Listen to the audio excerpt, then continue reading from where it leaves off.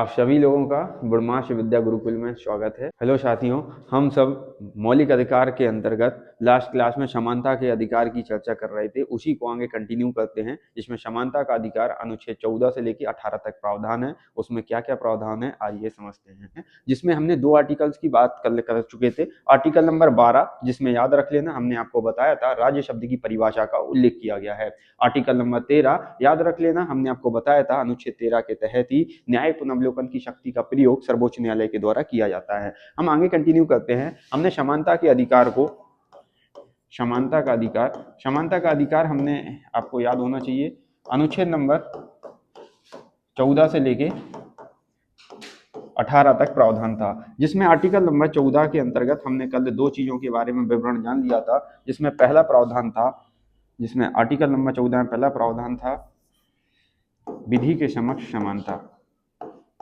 विधि के समक्ष समानता।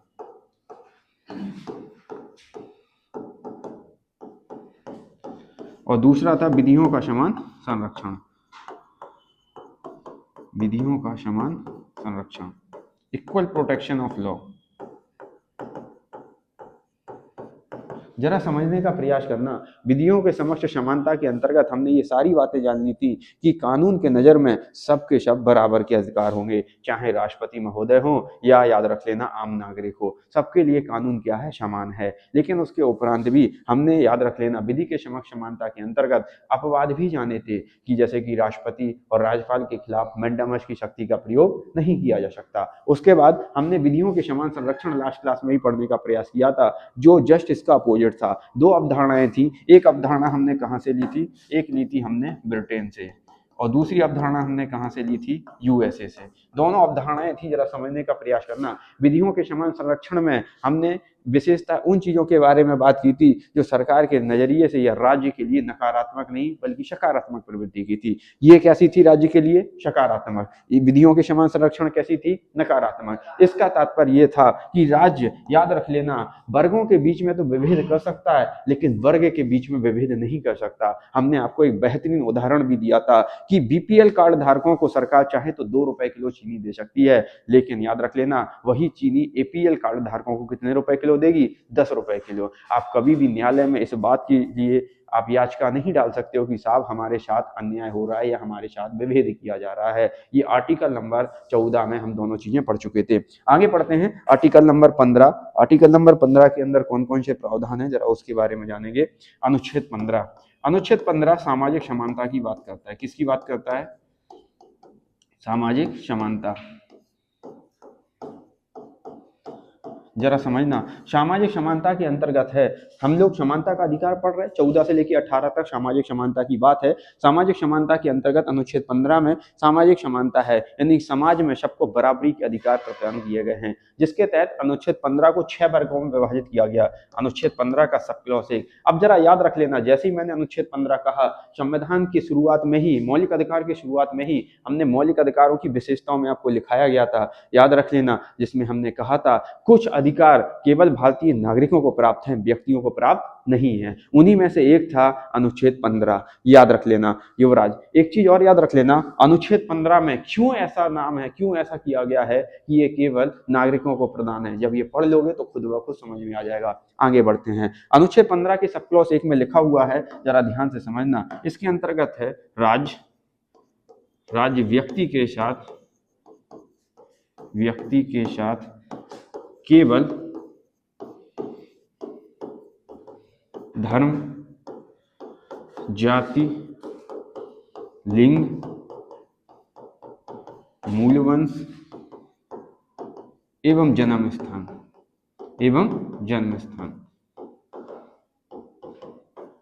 के आधार पर विभेद नहीं करेगा।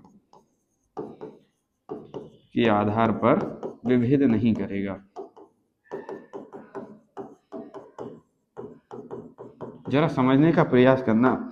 जिन शब्दों को हमने यहाँ पे लिया है, क्या वो कोइंसिडेंट है? जैसे कि हमने कहा केवल शब्द को, याद रख लेना, क्या सेंटेंस पूरा करने के लिए लिया गया है या हमने शब्द लिया विभेद। और 5 आधार इसके तहत दिए गए हैं। कौन कौन से 5 आधार हैं? धर्म, जाति, लिंग, मूलवंश और जन्म स्थान। क्या तात्पर्य है, जरा समझने का प्रयास करना। यानी कि राज्य की परिभाषा अनुच्छेद 12 में पढ़ चुके हो कि राज्य के अंतर्गत क्या क्या शामिल है।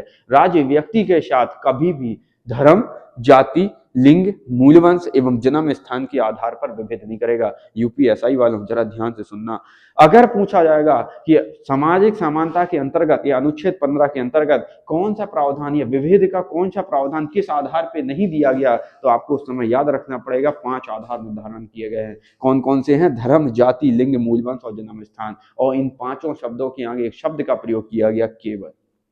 याद रख लेना, केवल शब्द से तात्पर्य है राज्य केवल इन 5 शब्दों के आधार पर आपसे विभेद नहीं करेगा। अब छठवां कुछ भी हो सकता है। उदाहरण के लिए निवास स्थान, कोई व्यक्ति कहाँ का निवासी है उस आधार पर उसके साथ विभेद किया जा सकता है। कुछ और आधार भी हो सकते हैं, लेकिन याद रख लेना ये 5 कंडीशन है जिसके आधार पर राज्य आपसे विभेद नहीं करेगा। तो वो क्या है? 15 का सब क्लॉज 1। याद रख लेना। आगे बढ़ते हैं। 15 के अगर हम सब क्लॉज 2 की बात करें, अब फिर से यहाँ व्यक्ति की बात की गई है, यहाँ राज्य की बात की गई है। व्यक्ति के साथ अब समझने का प्रयास करना। जब हमने मौलिक अधिकारों की विशेषताओं का उल्लेख किया था उस समय भी हमने आपको बताया था मौलिक अधिकार केवल राज्य के विरुद्ध व्यक्ति को प्राप्त अधिकार नहीं है, बल्कि मौलिक अधिकार व्यक्ति के विरुद्ध व्यक्ति को भी प्राप्त अधिकार है। उसमें हमने कुछ अनुच्छेदों का वर्णन किया था, जिसमें से एक आर्टिकल कौन सा था? 15 का सब क्लॉज 2। मैंने आपको उस समय भी बताया था, अनुच्छेद 17 भी बताया, और भी अनुच्छेद बताए थे, लेकिन याद रख लेना 23 और 24 बहुत बढ़िया। हमने आपको उस समय भी बताया था कि सारे आर्टिकल राज्य के विरुद्ध नहीं है, कुछ आर्टिकल व्यक्ति को व्यक्ति के विरुद्ध प्राप्त भी अधिकार है। उसमें से एक आर्टिकल था आर्टिकल नंबर 15 का सब क्लॉज 2, जिसके अंदर सेम वही प्रावधान किया गया जो 15 के सब क्लॉज 1 में है। लेकिन क्या प्रावधान किया गया है कि व्यक्ति भी व्यक्ति के साथ केवल धर्म, जाति, लिंग, मूलवंश या जन्म स्थान के आधार पर विभेद नहीं करेगा। कितनी अच्छी बात है, सुनने में बड़ा अच्छा लग रहा है साहब। सामाजिक समानता की बात इस देश में मौलिक अधिकार के अंतर्गत की गई है, बड़ी अच्छी बात है। ये सुनने में जब तक अच्छी लगती है जब तक अपवाद शुरू नहीं होते। 15 में सब क्लॉज में 6 आर्टिकल हैं, जिसमें से 2 आर्टिकलों में ही केवल प्रावधान की बात की गई है, याद रख लेना। उसके बाद आर्टिकल नंबर 3, 4, 5, 6 जरा समझने का प्रयास करना। Sub clause 3, sub clause 4, sub clause 5 और सब क्लॉज 6 जरा समझना, ये केवल और केवल 15 के अपवाद हैं। जिस प्रकार से अभी आपने पढ़ा है, अभी तुरंत इससे पहले पढ़ के आए थे कि राज्य किसी भी व्यक्ति के साथ धर्म, जाति, लिंग के आधार पर विभेद नहीं करेगा।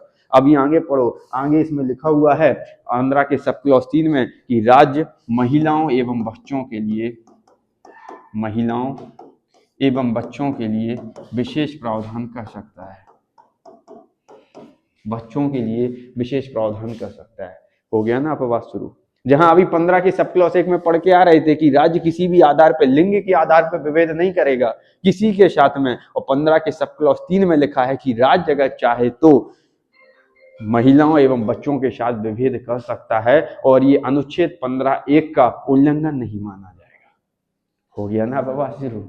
अब याद रख लेना, यही कंडीशन है कि कोई भी गवर्नमेंट एग्जाम्स का फॉर्म निकलता है, महिलाओं के लिए अलग से प्रावधान है, पुरुषों के लिए अलग है। इसके अंतर्गत क्या राज्य ने कभी कोई प्रयास किया? बिल्कुल। बच्चों के लिए मुफ्त शिक्षा का प्रावधान इसी के अंतर्गत किया गया है। इसी के अंतर्गत महिलाओं के लिए प्रसूति सहायता का भी प्रावधान किया गया। अब हम कह सकते हैं वो सहायता है, या चाहे हम कह लें कि उनके लिए देनी हमारी जिम्मेदारी भी है। याद रख लेना। अनुच्छेद 4 के तहत SC और ST को शिक्षण संस्थाओं में आरक्षण का प्रावधान। किसमें? शिक्षण संस्थाओं में आरक्षण।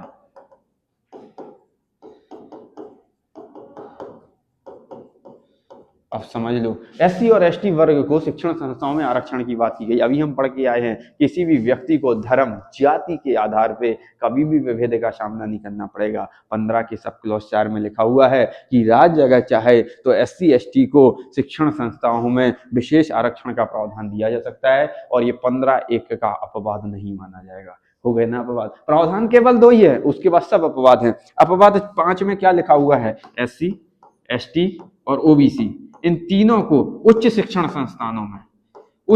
संस्थानों में आरक्षण का प्रावधान किया गया है।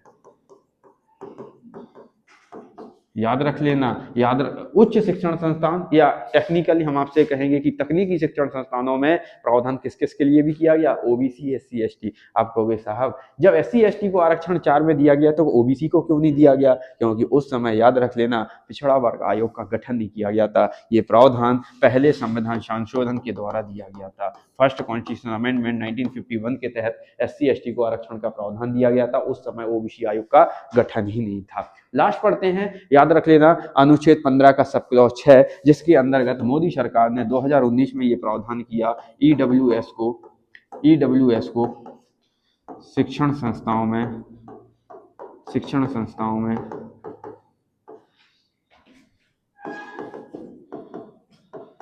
10% आरक्षण। याद रख लेना ये 103 में संविधान संशोधन